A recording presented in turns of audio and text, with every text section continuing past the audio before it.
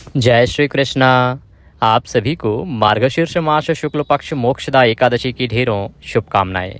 प्रिय दर्शकों, आज के वीडियो में हम बात करेंगे मार्गशीर्ष मास शुक्ल पक्ष की एकादशी किस दिन है, इस एकादशी का व्रत किस दिन किया जाएगा, पारण कब करना है, शुभ मुहूर्त क्या रहेगा, एकादशी के व्रत के नियम क्या हैं, किस प्रकार से ये व्रत किया जाना चाहिए, इसके व्रत की विधि क्या है, इस एकादशी व्रत में क्या खाना चाहिए, क्या नहीं खाना चाहिए, और मार्गशीर्ष शुक्ल पक्ष एकादशी मोक्षदा एकादशी व्रत दशमी तिथि के नियम क्या हैं और पारण के दिन के नियम क्या हैं।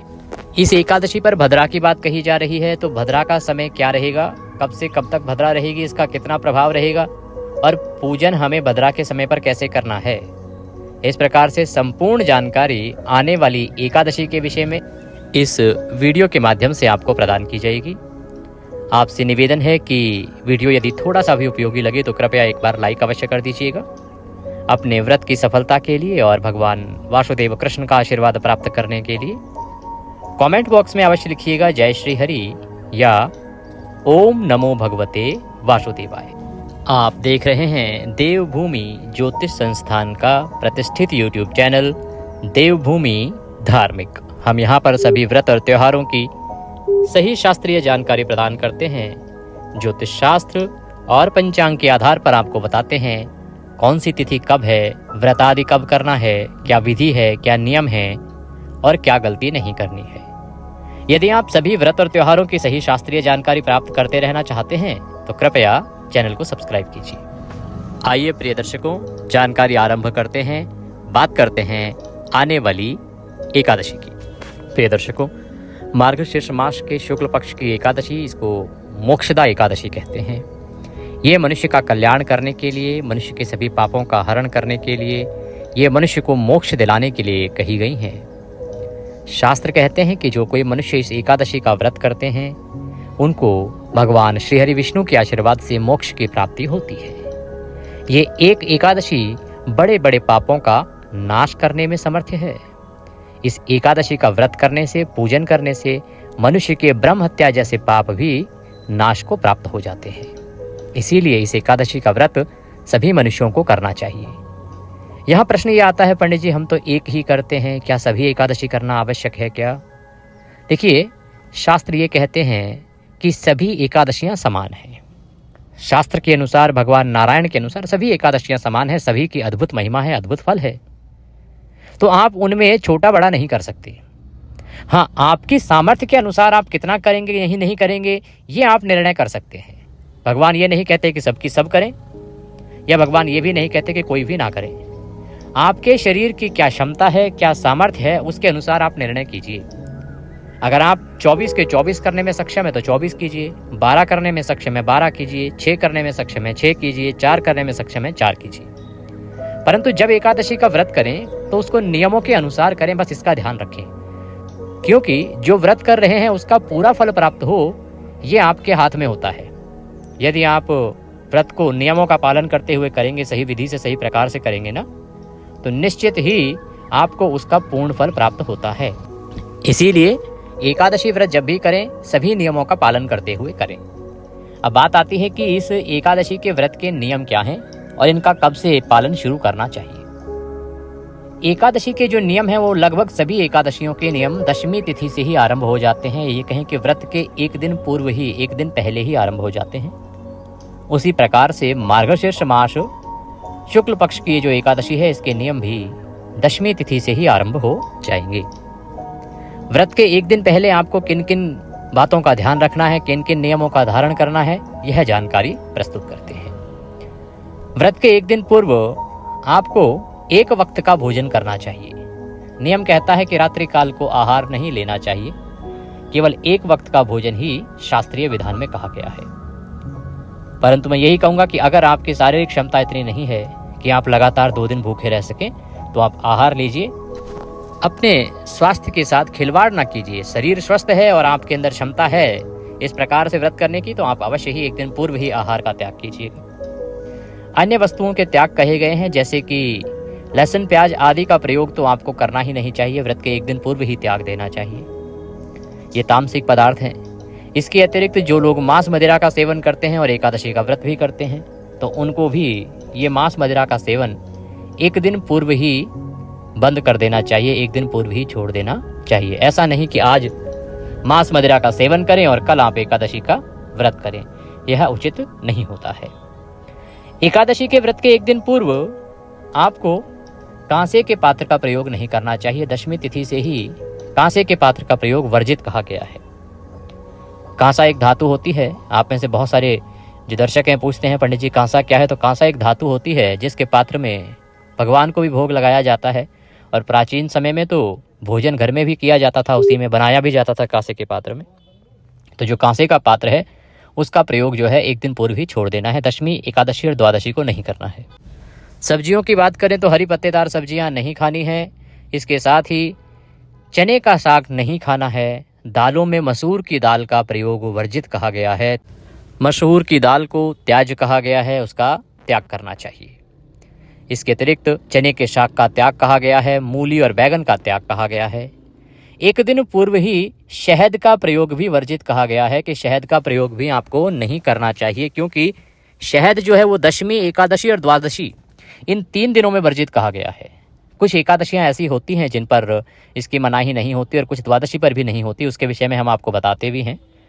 जैसे कि कृष्णा पे आपने प्रयोग किया था, लेकिन अब जो मार्गशीर्ष शुक्ला है इस पर आपको शहद का प्रयोग नहीं करना है, चाहे पंचामृत ही क्यों ना बनाना हो, उसमें भी शहद नहीं डालना है। इन सभी चीज़ों का त्याग करना है। एक दिन पूर्व ही आपको अपने बाल धो लेने हैं, सर धो लेना है, क्योंकि एकादशी के दिन बाल नहीं धोए जाते हैं, सर नहीं धोया जाता है। एकादशी के एक दिन पूर्व ही आपको ब्रह्मचर्य धारण कर लेना है, क्योंकि एकादशी में ब्रह्मचर्य का बड़ा नियम कहा गया है। ब्रह्मचर्य का पालन करते हुए आपको ये व्रत करना होगा और ब्रह्मचर्य आपका पारण तक रहना चाहिए। इन नियमों का धारण कीजिए और व्रत के एक दिन पहले रात्रि काल में दंत धावन आदि करके सोइए, जिससे कि अन्न का कोई भी दाना मुंह में ना रहे। अगले दिन एकादशी व्रत वाले दिन आपको सूर्योदय से पहले अवश्य उठ जाना है। प्रयास कीजिए कि यदि आप ब्रह्म मुहूर्त में उठ पाएँ तो उत्तम है, अन्यथा सूर्योदय से पहले अवश्य उठ जाएं। उठने के बाद स्नान आदि कीजिए। स्नान आदि करके स्वच्छ वस्त्र धारण कीजिए। स्वच्छ वस्त्र धारण करके आज के एकादशी व्रत पूजन का आप संकल्प करते हुए पूजन करेंगे और तदुपरांत जो पितृकर्म आज करना चाहिए उसको करेंगे। पूजन के लिए आपके पास क्या सामग्री होनी चाहिए वो सामग्री एक बार आप नोट कर लीजिए, इसको आप एकत्र करके रख लीजिएगा। पूजा के लिए आपके पास होने चाहिए भगवान श्री हरि विष्णु के दामोदर स्वरूप की कोई प्रतिमा या तस्वीर। लड्डू गोपाल जी ले लीजिए, उत्तम है, या शालिग्राम जी हैं तो शालिग्राम जी ले लीजिए, क्योंकि इस एकादशी में स्नान का बड़ा महत्व है। तो स्नान के लिए दामोदर स्वरूप जो है वो लड्डू गोपाल का ही स्वरूप है, क्योंकि जब भगवान कृष्ण ने बाल रूप में मक्खन चोरी किया था उस समय उनका नाम दामोदर माँ यशोदा ने रखा था। तो बाल स्वरूप जो आपके पास है लड्डू गोपाल, उनको लीजिए। शालिग्राम जी को स्नान कराने का भी महत्व है इस एकादशी पर, तो उनको ले सकते हैं, या जो भी आपके पास भगवान श्री हरि विष्णु की कोई चित्र या तस्वीर है आप उसको लीजिए। उसको स्थापित करने के लिए चौकी लीजिए। चौकी पर बिछाने के लिए लाल या पीला वस्त्र हो। इसके अतिरिक्त रौली, मौली, पान, सुपारी, लौंग, इलायची, धूप, दीप, नैवेद्य, फूलों की माला, इत्र, जनेऊ, भगवान को अभिषेक कराने के लिए पंचामृत बनाने के लिए कच्चा दूध, दही, घी, शक्कर और गंगाजल, शहद का प्रयोग नहीं करेंगे। ये सारी सामग्री आपने एकत्र करके रख लेनी है। एक लोटा लीजिए तांबे का, उसको अच्छे से मांझ लीजिए। पहले उसमें गंगाजल भरिए, फिर शुद्ध जल भरिए। अब आप इस सभी सामग्री का शुद्धिकरण करेंगे, स्थान का शुद्धिकरण करेंगे, फिर आप भगवान की स्थापना और संकल्प आदि करेंगे।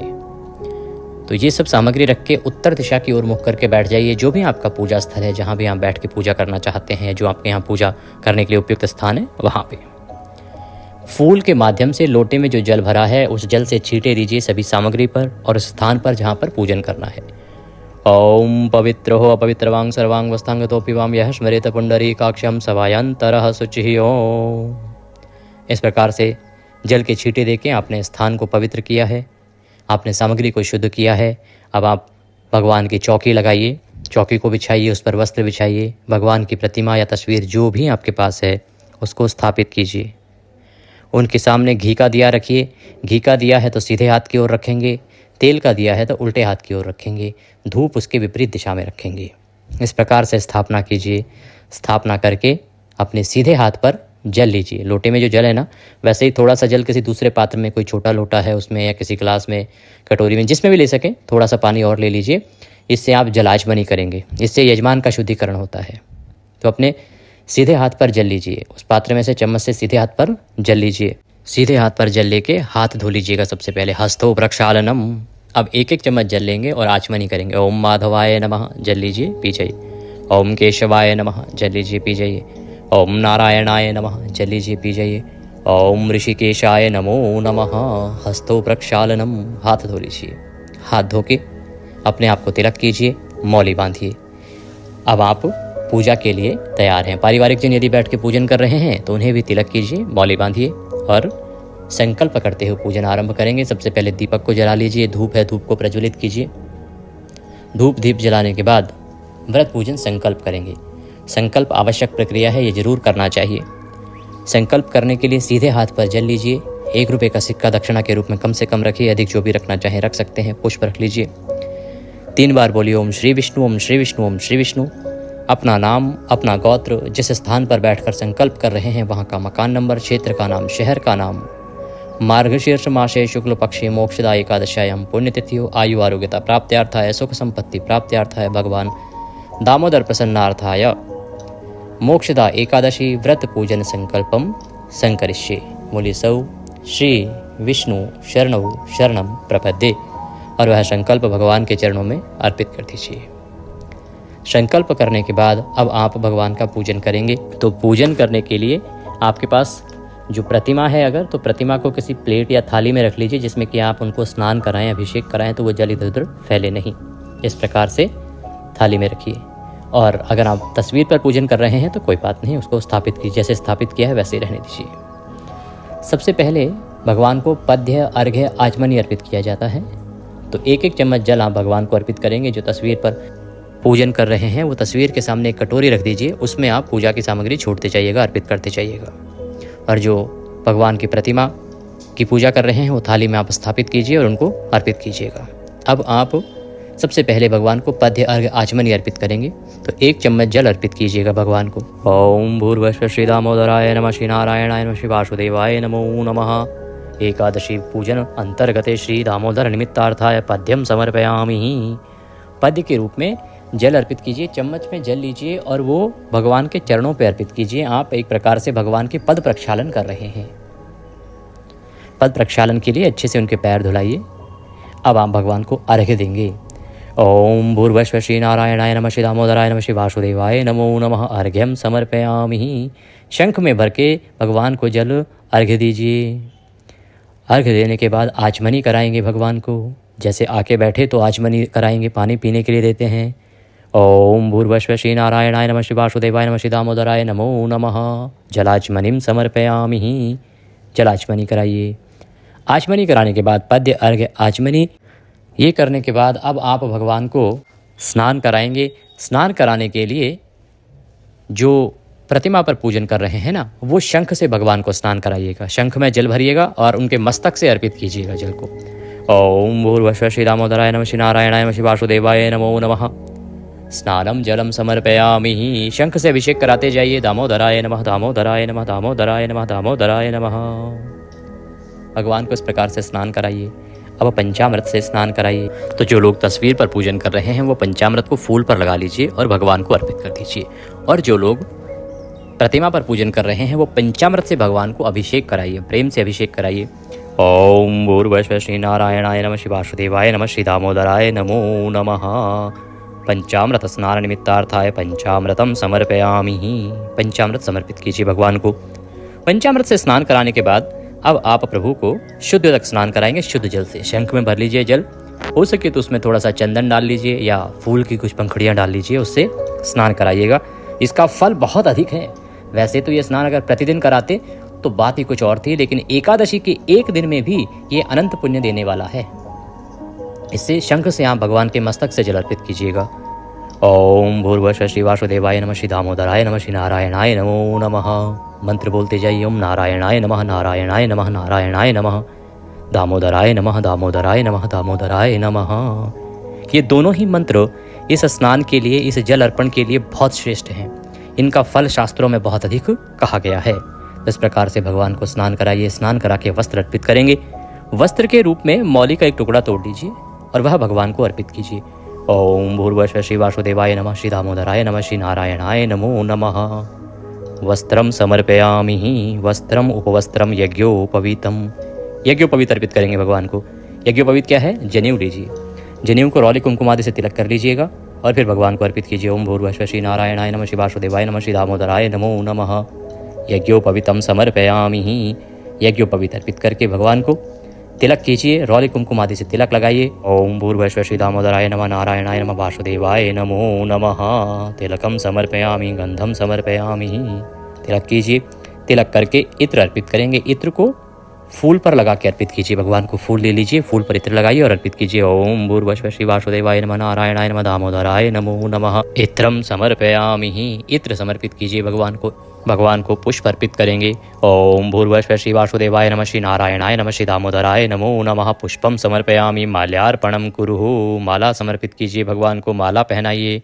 माला पहना के धूप दिखाएंगे, दीप दिखाएंगे। ओम भूर्भुवस्सुः श्री नारायणाय नमः, श्री वासुदेवाय नमः, श्री दामोदराय नमो नमः। धूपम अग्रापयामि। ओम भूर्भुवस्सुः श्री नारायणाय नमः, दामोदराय नमः, वासुदेवाय नमो नमः। दीपम दर्शयामि। धूप दीप दिखा के नैवेद्य अर्पित करेंगे। नैवेद्य के रूप में आप भगवान को फल अर्पित कर सकते हैं, मिठाई अर्पित कर सकते हैं। कुछ ना हो तो मिश्री लीजिए। और जो ग्रामीण क्षेत्र में रहते हैं वहाँ बताशे बड़ी आसानी से मिल जाते हैं, आप बताशे अर्पित कर दीजिए। ओम भूर्भुवस्सुः श्री नारायणाय नमः, वासुदेवाय नमः, दामोदराय नमो नमः। नैवेद्यम समर्पयामि, जलाचमनिम कुरुः। जलाचमनी कराइए। 1 चम्मच जल लीजिए, भगवान को अर्पित कीजिए। ओम भूर्भुवस्सुः श्री नारायणाय नमः, दामोदराय नमः, वासुदेवाय नमो नमः। इस प्रकार से भगवान को जलाचमनी कराइए। ताम्बूलम पूंगी फलम। ताम्बूल अर्पित करेंगे। ताम्बूल के लिए पान का पत्ता लीजिए, उस पर 2 लौंग, 2 इलायची और 1 सुपारी रखिए और वह अर्पित कीजिए भगवान को। ताम्बूल के स्थान पर आप मीठा पान भी अर्पित कर सकते हैं। ये अर्पित करने के लिए ओम भूर्भुवस्सुः श्री नारायणाय नमः, वासुदेवाय नमः, श्री दामोदराय नमो नमः। ताम्बूलम समर्पयामि। ताम्बूलम पूंगी फलम शुभ दक्षिणायाम शुभदो वरदो भवः। जो भी दक्षिणा आपके पास है ना, वह दक्षिणा राशि भगवान को अर्पित कीजिए। दक्षिणा अर्पित करके हाथ जोड़ के नमस्कार कीजिए और अब आप कथा श्रवण करेंगे। एकादशी की जो व्रत कथा है मोक्षदा एकादशी की, उसे सुनिएगा। सुनने के लिए आप हमारे चैनल पर नए हैं तो चैनल को सब्सक्राइब कर लीजिएगा, क्योंकि जो सही कथा और महात्म्य है वही आपको यहाँ पर सुनाए जाते हैं। कथा सुनेंगे। कथा के साथ विष्णु सहस्त्र नाम अवश्य श्रवण करना चाहिए। विष्णु सहस्त्र नाम की बहुत अधिक महिमा है। विष्णु सहस्त्र नाम श्रवण कीजिए और फिर भगवान की आरती कीजिए। ये दोनों ही वीडियो हमारे चैनल पर एकादशी के दिन आपको प्राप्त हो जाएंगे। एक ही वीडियो में हम कथा भी सुनाते हैं और विष्णु सहस्त्र नाम का श्रवण भी कराते हैं और साथ में आरती भी होती है, तो उसका लाभ लीजिएगा। इसके बाद नियमों के अनुसार दिन को व्यतीत कीजिए। नियमों में प्रमुख रूप से ब्रह्मचर्य का पालन करना है। दिन में किसी के प्रति अपशब्दों का प्रयोग नहीं करना, किसी का अहित नहीं करना, किसी का बुरा नहीं करना, किसी पे अकारण क्रोध नहीं करना, किसी प्रकार का कलह कलेश घर में ना रखें। शांत चित्त होके दिन को व्यतीत करें। भगवान के चरणों में मन को लगाते हुए दिन को व्यतीत कीजिए। सायंकाल को कीर्तन करना चाहिए। कीर्तन के लिए अगर आसपास कहीं मंदिर आदि में कीर्तन होता है तो आप अवश्य जाइए। अगर ना होता हो, ना जा सके तो आपके लिए एक वीडियो हम अपलोड करते हैं, उसमें कुछ स्तोत्र होते हैं, उनका श्रवण कीजिए। उससे आपको इसका फल प्राप्त होगा। भगवान के नाम जप कीजिए, इससे आपको उसका फल प्राप्त होगा। घर पर बैठकर भी आप कीर्तन स्वयं कर सकते हैं। दूसरा, रात्रि काल को जागरण की महिमा है। जागरण कम से कम 1-2 बजे तक तो करें ही करें। जागरण के समय क्या करें? भगवान की भक्ति करें। यह जो स्तोत्र हम अपलोड करते हैं वो वीडियो आपके इसीलिए होता है कि रात्रि जागरण में आप उसका श्रवण करें, तो उससे आपका जागरण अत्यंत कल्याणकारी होता है। तो उसका श्रवण कीजिएगा, उस वीडियो को देख लीजिएगा। उसको सुनते हुए 1-1.5 घंटे का वह वीडियो होता है, उसमें आपका रात्रि जागरण हो जाएगा। अगले दिन पारण के लिए सूर्योदय से पहले आपको उठना चाहिए। उठने के बाद स्नान आदि करके स्वच्छ वस्त्र धारण करके और फिर आपको पारण की पूजा करके व्रत का पारण करना चाहिए। इसकी संपूर्ण जानकारी विस्तार से मैं आपको पारण के वीडियो में बता दूंगा, तो उसको देख लीजिएगा। बात करते हैं कि एकादशी है कब, किस किस देश में। प्रिय दर्शकों, शुरुआत करते हैं यूएसए से। तो यूएसए की अगर हम बात करें तो यहाँ एकादशी तिथि की शुरुआत हो रही है 30 तारीख रविवार के दिन सुबह 10:59 पर। 1 दिसंबर को यहाँ पर समाप्त हो जाएगी एकादशी 8:31 पर। उदया तिथिमान के अनुसार 1 दिसंबर को ही एकादशी है और द्वादशी युक्ता व्रत ही श्रेष्ठ होता है। इसीलिए व्रत जो है वो 1 दिसंबर को किया जाना चाहिए। कुछ लोग जो है यूएसए में 30 तारीख को बता रहे हैं, जो सर्वथा अनुचित है, क्योंकि दशमी वेधा एकादशी पाप जनित होती है। कभी भी दशमी वेधा नहीं करनी चाहिए और वहाँ 30 तारीख को अगर करते हैं तो सूर्य का उदय दशमी में है।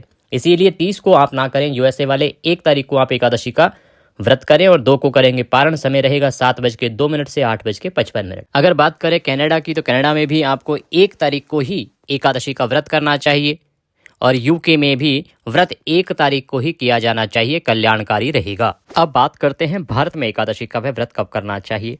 तो एकादशी तिथि भारत में आरंभ हो रही है 30 नवंबर को शाम को 4:30 पर और 1 दिसंबर को दोपहर को 2:20 पर यह समाप्त हो जाएगी। ऐसे में उदया तिथिमान के अनुसार एकादशी 1 दिसंबर को रहेगी। 1 दिसंबर को ही आपको उदया तिथिमान और द्वादशी युक्त का जो श्रेष्ठ व्रत होता है वो आपको एकादशी का करना चाहिए। मोक्षदा एकादशी व्रत 1 दिसंबर को, पारण आप 2 दिसंबर को करेंगे। अब बात करते हैं शुभ मुहूर्त क्या रहेगा पूजा के लिए। तो सूर्य उदय से पहला 1.5 घंटा बड़ा उत्तम मुहूर्त है। अमृत का चौघड़िया रहेगा, इसमें आप पूजा करें, बड़ा कल्याणकारी है। ये सभी देशों के लिए जहाँ जहाँ सूर्य उदय जब हो रहा है उससे 1.5 घंटे के भीतर, सनराइज से और 1.5 घंटे तक का पहला चौघड़िया होता है, वो उत्तम है सोमवार को, उसमें आप पूजन करें, कल्याणकारी रहेगा। भारत की अगर हम बात करें, उत्तर भारत की, तो सुबह 7 बजे से और 8:30 बजे के बीच का समय उत्तम है, क्योंकि 7 बजे सूर्योदय आजकल हो रहा है। अब बात करते हैं भद्रा और भद्रा के प्रभाव की। हाँ जी, भद्रा जो है इस एकादशी पर रहेगी, अर्थात 1 दिसंबर को भद्रा रहेगी। सुबह 8:15 से शुरू हो जाएगी और सायंकाल तक रहेगी। परंतु ये जो एकादशी है इस पर भद्रा का प्रभाव नगण्य होता है। इस पर एकादशी व्रत पूजन पर भद्रा का कोई प्रभाव नहीं रहेगा। इसीलिए आप निश्चिंत होकर पूजन कीजिए, व्रत कीजिए और भगवान श्री हरि का आशीर्वाद प्राप्त कीजिए। कुछ और पूछना चाहें, कहना चाहें, कमेंट बॉक्स में लिख सकते हैं या फिर आप व्हाट्सएप के माध्यम से भी हमसे जुड़ सकते हैं। स्क्रीन पर नंबर आ रहा है, वहाँ आपके सभी सवालों के जवाब भी आपको प्राप्त होंगे। दक्षिणा स्वरूप यदि कुछ भी भेजना चाहते हैं तो स्क्रीन पर नंबर आ रहा है, उस पर भेज सकते हैं, या जो QR कोड साथ में दिया गया है उसे स्कैन करके सीधा हमारे बैंक खाते में भी भेज सकते हैं। भगवान नारायण सब पर कृपा करें। हरे कृष्ण।